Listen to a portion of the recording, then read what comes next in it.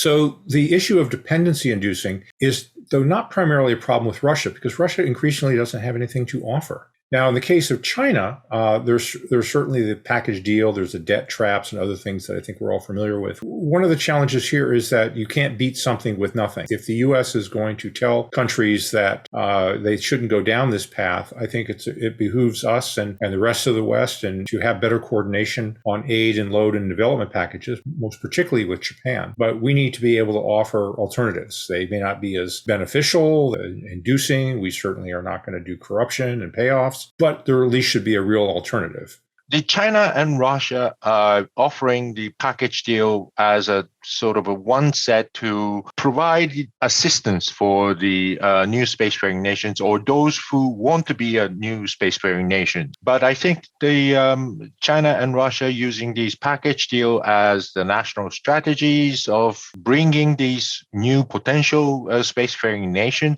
in their sphere of influence. And that's not really successful from my point of view, because on the one hand, it will have the strong constraints on what they want to do, because at the end of the day, the reason why they want to do space is because for their own benefit. For example, in the case in Philippines, of course, China has a lot of influence on Philippines, and they had this package deal to offer to build the small satellites for their own services.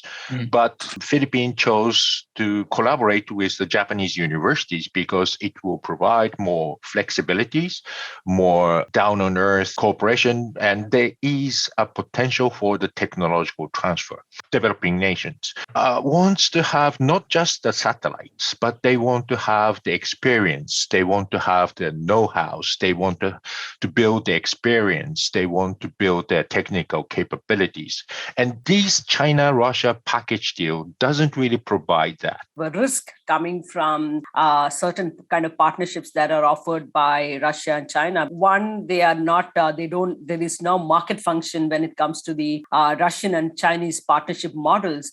It's essentially the authoritarian regimes in both of these countries that are pursuing their national interest agenda, but it goes against the market function when they pursue these things in other countries. There are risks, of course, because one, I think they are forcing a lot of different countries in terms of aligning with them and taking on their, but I think the kind of reach, both diplomatic mileage that China and Russia get out of such partnerships, but also the kind of technological push that they might be doing without the market function is also a sort of a politically risky in a sense.